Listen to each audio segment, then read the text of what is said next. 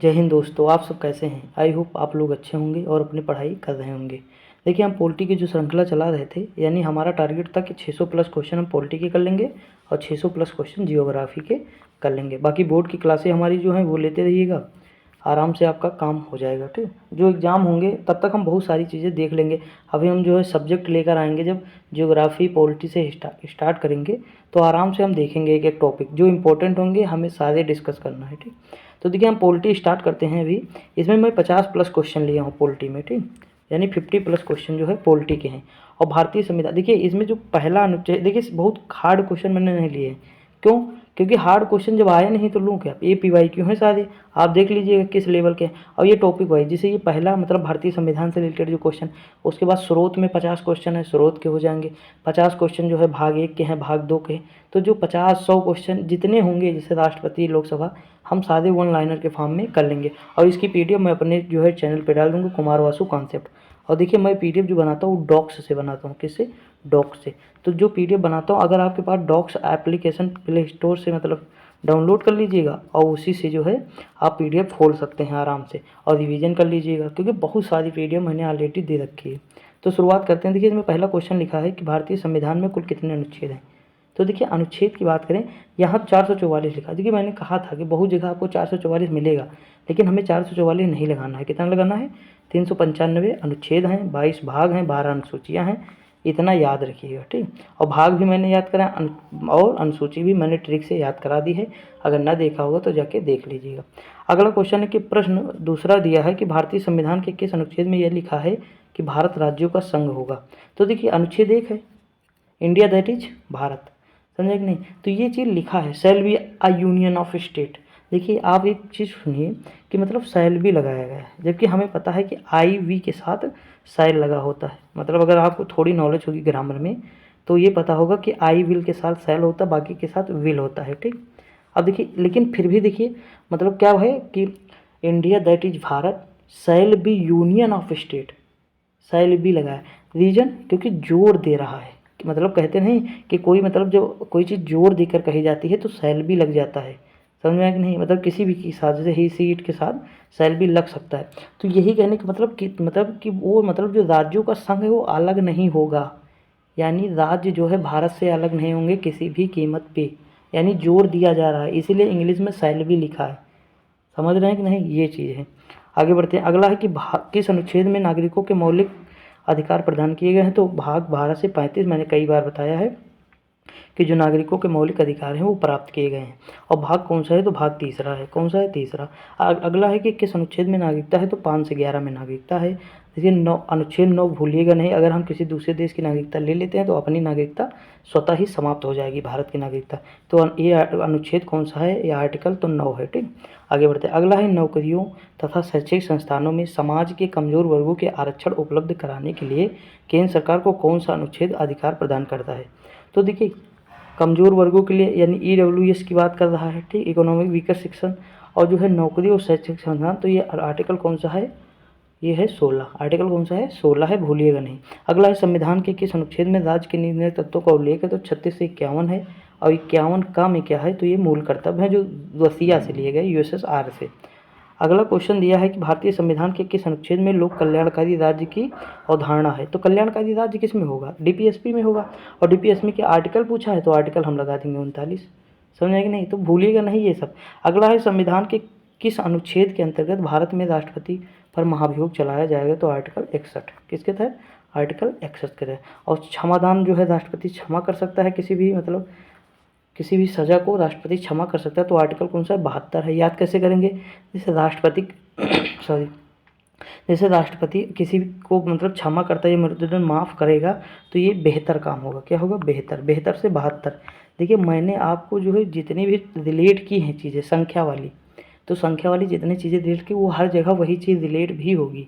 समझ आया कि नहीं? जैसे मैंने जो एक्ट वाला पढ़ाया था उसमें भी ऐसे ही मैंने बताया था। जैसे चाहत से 74, समझ आया कि नहीं? ऊंचा से 49। तो इस तरह मतलब आपके माइंड में होना चाहिए। आगे बढ़ते हैं। अगला क्वेश्चन है किस अनुच्छेद में मंत्रीगण सामूहिक रूप से लोकसभा के प्रति उत्तरदायी होते हैं। तो आर्टिकल 75 हो जाएगा। अगला है कि महान्यायवादी की नियुक्ति किस अनुच्छेद के अंतर्गत की जाती है। तो आर्टिकल 76 हो जाएगा। आगे बढ़ते हैं, अटॉर्नी जनरल जिसे कहते हैं। अगला है संविधान के किस अनुच्छेद के अंतर्गत राष्ट्रपति लोकसभा भंग कर सकता है, तो आर्टिकल 85 है। अगला है किस अनुच्छेद में संसद के संयुक्त अधिवेशन का प्रावधान है, तो आर्टिकल 108 है। मोस्ट इंपॉर्टेंट है, इसे बुलाते राष्ट्रपति हैं, इसकी अध्यक्षता कौन करता है, तो लोकसभा का अध्यक्ष करता है। क्वेश्चन 1000 बार पूछा गया है।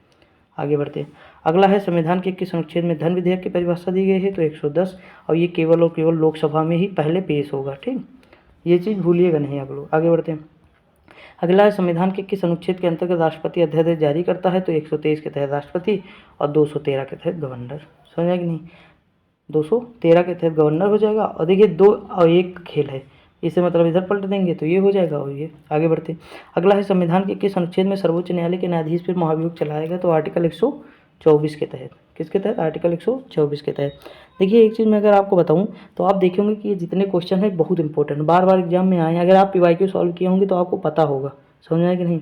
तो ये चीज़ है, और ये क्वेश्चन मतलब हमेशा याद होने ही चाहिए। अगर आपको नहीं आता तो आप नोट कर लीजिए, जैसे मान लीजिए 50 क्वेश्चन हम करा रहे हैं, ठीक, तो 50 में ऐसे होगा कि 35 से 40 क्वेश्चन आपको शायद आते हों, आपका रिवीजन हो रहा हो, लेकिन 10-15 तो क्वेश्चन ऐसे होंगे ना जो नए होंगे, तो उसे नोट कर लीजिए, हर संडे उसे रिवीजन करते रहिए। ऐसी एक कॉपी बनाइए, जैसे हम लोग भी ऐसे करते हैं कि जो क्वेश्चन नहीं आता उसे नोट करते हैं और उसे नाम दे देते हैं जहर नोट्स, समझे कि नहीं। तो ये चीज़ है, ऐसा करना पड़ेगा। अगला है किस राष्ट्रपति किस अनुच्छेद के अंतर्गत सर्वोच्च न्यायालय से परामर्श मांग सकता है, तो आर्टिकल 233 के तहत। अगला है किस अनुच्छेद के अंतर्गत केंद्र के पास अवशिष्ट शक्तियाँ होती हैं, तो आर्टिकल 248 के तहत। और ये देखिए शक्तियाँ जो होती हैं ये केंद्र के पास होती है, इसमें कुछ ऐसी शक्तियाँ होती हैं जो मतलब जैसे देखिए एक तो सूची होती है, मतलब सूची होती है, समवर्ती सूची और मतलब राज्य सूची, केंद्र सूची, समवर्ती सूची, ठीक, ये 3 सूचियाँ हो जाती हैं। ये जो अवशिष्ट शक्तियाँ हैं, क्या हैं, अवशिष्ट शक्तियाँ हैं। और अवशिष्ट शक्तियाँ में कुछ मतलब अलग के विषय रखे जाते हैं। जैसे अवशिष्ट शक्तियाँ में कौन कौन से विषय रखे जाएंगे, मान लीजिए जैसे हमारा इसरो है, ठीक, ये अवशिष्ट शक्तियाँ में डाल देंगे। यानी कुछ वैज्ञानिक चीज़ें जो मतलब तकनीकी खोजी जाती है कुछ, तो ऐसी चीज़ें हम जो है अवशिष्ट शक्तियों में डाल देते हैं। अवशिष्ट शक्तियाँ किसके पास होती है, तो केंद्र के पास हो जाएंगी।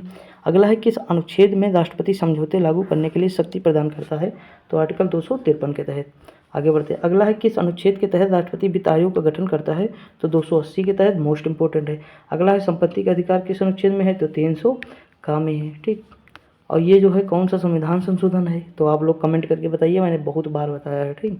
आगे बढ़ते हैं, अगला है संविधान के किस अनुच्छेद में संघ और राज्यों के लिए लोक सेवा आयोग का प्रावधान है, तो 315 में है। किस में है, 315 में है। अगला है किस अनुच्छेद के अंतर्गत हिंदी भाषा को राजकीय भाषा घोषित किया गया, 243 आई। देखिए आई न याद हो कोई बात नहीं है, लेकिन आपको 243 मतलब 343 याद होना चाहिए। कितना, 343 याद होना चाहिए। अगला है संविधान के किस अनुच्छेद के तहत अनुसूचित जातियों के लिए एक राष्ट्रीय आयोग के गठन का प्रावधान है, तो देखिए 338 ए के तहत है, 338 ए के तहत। ओबीसी का बी के तहत। आगे बढ़ते, अगला है संसद को संविधान संशोधन का अधिकार किस अनुच्छेद में है, तो 368 के तहत है। अगला है संविधान के किस अनुच्छेद के अंतर्गत संविधान की प्रक्रिया का उल्लेख है, तो 356। अगला है संविधान के किस अनुच्छेद में मंत्रिमंडल शब्द का प्रयोग संविधान में पहली बार किया गया है, तो 352 में किया गया है। अगला है जम्मू कश्मीर को किस अनुच्छेद के अंतर्गत विशेष राज्य का दर्जा प्राप्त था लेकिन अब नहीं प्राप्त है, तो 370 है, ठीक, इसे मतलब भूल जाइए। अगला है 356 का संबंध किससे है, तो राष्ट्रपति शासन से है। अगला है भारतीय संविधान में समानता का अधिकार 5 अनुच्छेद द्वारा प्रदान किया गया है, वे कौन से आर्टिकल हैं, जो 14 से 18 हैं। देखिए एक बार क्वेश्चन पूछा कि समता के अधिकार में कितने आर्टिकल हैं, तो लोग क्या किए, मतलब 14 से 18, तो उनको लगा कि ये 4 का अंतर है तो 4 आर्टिकल हैं, समझा कि नहीं। देखिए यही माइनर बात होती है, यही तो हमें पकड़ना है। अब देखिए यहाँ 5 लिखा है ना, तो इसका मतलब है 5 है आर्टिकल। अब देखिए कैसे, अब ये देख लीजिए, देखिए ये तो सही है, ठीक। देखिए 14 हो जाएगा, 15 हो जाएगा, 16 हो जाएगा, 17 हो जाएगा, 18 हो जाएगा, यही तो है। तो 1 2 3 4 5, समझ आएंगे नहीं, ये चीज़ है। आगे बढ़ते, अगला है संविधान के किस अनुच्छेद में मूल कर्तव्यों का उल्लेख है, तो 51 का, ऊपर मैंने बताया। अगला है कि भारत के नागरिक का कर्तव्य होगा प्राकृतिक पर्यावरण का संरक्षण एवं सुधार, यह कथन किस अनुच्छेद में है, तो देखिए आर्टिकल जो है ना, ये अगर हम बात करें तो ये भूल, इसमें आर्टिकल नहीं दिया है, ठीक। जैसे इसमें भी ये चीज़ बताया गया है कि प्राकृतिक पर्यावरण का हमें संरक्षण करना है। बाकी हमें आर्टिकल जो 48 है ना, उसमें भी ये चीज़ बताया गया है, समझ आएगी नहीं। तो ये चीज़ देख लीजिए और इम्पोर्टेंट है, भूलिएगा नहीं। अगला है संविधान के किस अनुच्छेद के अंतर्गत राज्य सरकार को ग्राम पंचायत के संगठन का निर्देश दिया गया है, तो आर्टिकल 40 के तहत, किसके तहत? आर्टिकल 40 के तहत। अगला है वर्तमान में संविधान में कितनी अनुसूचियाँ? तो 12 अनुसूचियाँ हैं। मैंने इसकी ट्रिक बताई है, देख लीजिएगा। बाकी बोर्ड पे भी एक दिन हम ट्रिक आराम से करा देंगे। अगला है कि संविधान की द्वितीय अनुसूची का संबंध किससे है? तो महत्वपूर्ण पद और देखिए 2 से 2 नंबरी, द्वितीय अनुसूची से 2 नंबरी, 2 नंबरी पैसा, तो वेतन और भत्ते। अगला है कि कौन सी अनुसूची में 22 भाषाओं का? तो लैंग्वेज में कितने वर्ड? तो 8, यानी 8वीं अनुसूची में है। अगला है दल बदल के आधार पर निर्वाचित सदस्यों की अयोग्यता संबंधी विवरण किस अनुसूची में है? तो 10वीं में है। दल बदल 10वीं।